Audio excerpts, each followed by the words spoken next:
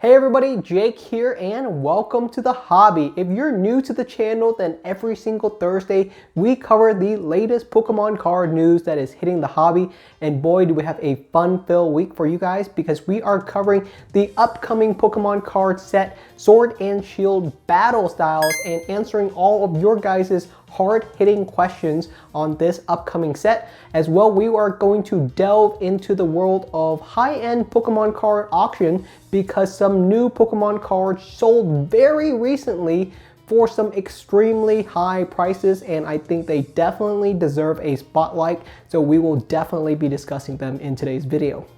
Before we get started, I would like to thank Express Pokemail for sponsoring today's video. If you are looking to pre-order battle styles, then I highly recommend you check out Express Pokemail.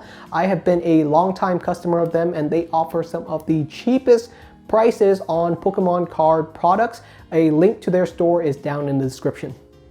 So what is Pokemon Battle Styles? Pokemon Battle Styles is the upcoming standard set that is going to launch the 2021 year. It is a standard set, which means there will be booster boxes. I think that was the most common question I had asked. And unlike Shining Fates, which is a special set, yes, Pokemon Battle Styles will include booster boxes. Let's look at the official blurb on the Pokemon website about Battle Styles. They had to state, do you feel like taking your opponent down with a single powerful punch or seizing victory with clever technical attacks that keep your opponent guessing? You'll soon have the choice in the Pokemon TCG Battle Styles expansion. Very cool. The Pokemon Battle Style set will feature 2 Elite Trainer boxes, a red one and a blue one. One is for Single Strike and the other is for Rapid Strike. Single Strike and Rapid Strike is the unique mechanic that is going to be introduced in Pokemon Battle Styles. Single Strike focuses on doing a lot of damage and at the cost of resources like energy or maybe life points. And Rapid Strike is all about being tricky, switching your Pokemon from the bench and out, confusing your opponent using paralysis, some status effects. So you can clearly see the dynamic between the two different playstyle. I think they are both very interesting, and I am actually excited as an actual TCG player on these new mechanics. I think it will make the game very refreshing. Overall, we're going to see some really solid cards come out of this expansion. There's going to be the mascot card, of course, Urshifu, both Rapid Strike Urshifu and Single Strike Urshifu, as well as their VMAX form. They are actually the official mascot of this set, the brand new legendary Pokemon that evolves from Kubfu. I actually really like Urshifu. I like the design of the card. I like the design of the Pokemon. I think it's a really solid Pokemon, but outside of Urshifu, we're going to see some really solid cards making a return. This includes Empoleon as well as Tyranitar making a return. Really solid fan favorite Pokemon. I know a lot of people in the comments were really excited to see Empoleon making it a return. The set will also feature a Rapid Strike Rillaboom as well as a Single Strike Cinderace. So very clearly the Pokemon are starting to take sides in which stance that they would like.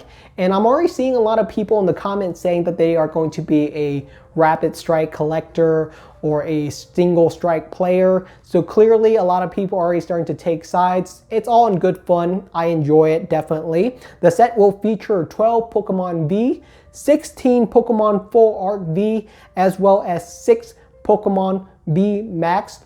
Overall, I think this is going to be a really solid set. I have very little I can nitpick about it. We don't know what the secret rare cards are going to be for this set yet.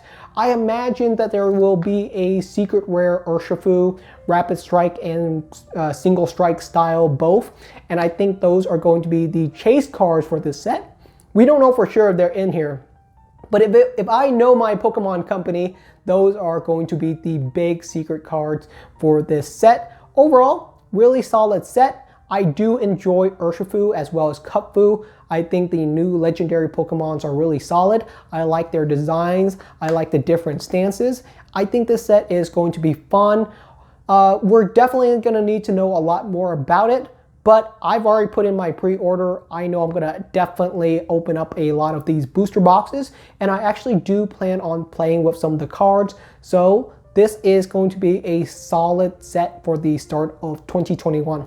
The Pokemon Company also plans to continue to print more cards that are related to both Rapid Strike and Single Strike, so they are clearly committed to these mechanics. They're going to be involved in a lot of the other upcoming sets. The Pokemon Company has clearly thought this out. I think it's going to be a fun set. If you are looking to pre-order any of the Battle Stars products, I highly recommend you check out Express Pokemail, today's sponsor. They have all of these products currently in stock as far as I know. I'll link to their store down in the description. I'm definitely going to be pre-ordering a couple of these booster boxes. It's going to be fun to open. It's going to be fun to play. And it's just going to be something that I'm going to be really interested in the future overall. The set design is very solid. The pack design are cool as well. I'm seeing very little that I need to complain about. If you guys see any questions or you have any issues with it, let me know down in the comments. What are your thoughts on the upcoming battle style set? And I would love to hear about it. In other Pokemon card news, a first edition base set Charizard just set a record at the PWCC auction on December 12th with a new price point of $350,000. Wait, just a second. This is our first Pokemon card to be sold for over $300,000, but it is not the card that we are going to be talking about today, because as soon as this card set the record, another first edition base set Charizard was sold for an even higher price. That was a card that was sold at Gold Inn auctions just a day or two right after the PWCC auction. And the first edition Charizard from that auction is a pristine 10. And that card sold for a whopping $360,000. So I was planning on talking about the PWCC auction Charizard today, which sold for $350,000. But as soon as that card was sold for a record-setting price, another Charizard within a day or two had already completely eclipsed that price point. So now our current most expensive Pokemon card is a first edition Charizard Pristine 10, which sold at Gold Inn auctions for $360,000. And boy, this card has a really solid story behind it. The story is that a collector in 2009 purchased this card for a whopping $700. The collector purchased it in 2009 for $700, and he just sold it at auction for $360,000. Talk about an insane return on investment. I think if I was holding on to a Charizard, I'm not sure if I would have been able to held it out throughout this whole entire year. Some people might have already sold their first edition Charizard at the start of this year for, $50,000 or $60,000, thinking that might be the peak of the market. Little did they know that those prices would be completely eclipsed by the end of the year. It's pretty incredible how expensive some of these cards are. People in the comment usually talk about how these cards are selling for the same price as modern houses and so forth, and definitely these cards are very expensive, and it doesn't look like the high-end tier of Pokemon cards is stopping anytime soon. It looks like these prices are just going to continue to climb. There's just more and more collectors in the hobby than ever, and they're willing to drop down insane amount of prices for these cards, because at the end of the day, it's a luxury good, and there's only so many Charizards out there. If you're looking to flex as a trading card collector, it doesn't get much better than this. There were a lot of other really interesting record-setting prices sold at the PWCC auction, and I definitely think they deserve to be mentioned. The first big one is a first edition Neo Destiny booster box was sold for a whopping $49,000.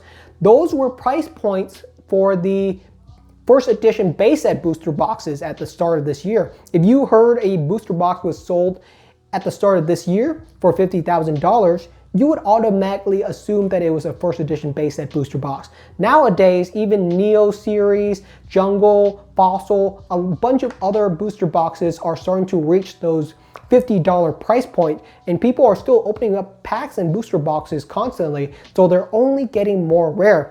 This was also showcased with a first edition Neo Genesis booster box, which sold for $38,000. There were a couple of other Neo boxes sold, but those were the highest sold one.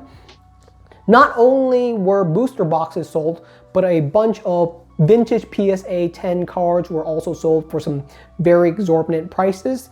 The big one that I think definitely deserves being mentioned is a first edition Gold Star Rayquaza PSA 10, which has been on my most expensive Pokemon card list before. This card also set a new record when it was sold at PWCC auction for $45,000. I think the last time this card was sold, it was only going for around like $20,000 or $30,000 max. And here it is, 6 months later, being sold for twice that prices, and volumes on these cards are so minimum that if you would like to purchase one, you pretty much have to pay these prices. The prices are just constantly going up. If you have one of these cards, unless you really need the money, and if you have one of these cards, you're probably rich. So you probably don't need the money. And if you don't need the money, you're not gonna sell the cards. So that's one of the reasons why the prices are going up. There's not a lot of incentive to sell these cards. People who have these cards really love them and really enjoy them. And they see very little reasons to ever sell high-end vintage cards. So they just continuously accumulate in terms of value, and we're just seeing prices continue to rise on the high-end rare Pokemon cards. I think we all knew that the hobby has grown significantly this year. So many more people are collecting Pokemon card now than there were at the start of this year. So many people message me all the time saying that I introduced them into the hobby at some point this year, and that is really exciting because I definitely want the Pokemon card hobby to grow. But we never were able to actually put an actual number onto what size the hobby has actually grown this year. Recently, eBay actually released an article discussing the growth of the collectible space on their storefront, and I think it's actually really interesting because it does put some numbers into perspective. So pretty much what eBay is saying is that sales of trading cards on eBay has grown by 300% compared to 5 years ago, which is exactly what we were expecting to see. What most likely that means is that the hobby has right around double or triple in size within this year.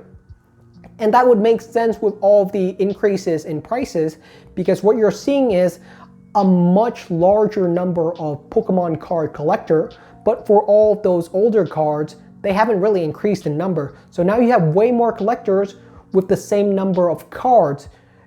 And when that happens, the cards' prices naturally go up because there just aren't enough of them to go around to every single collector.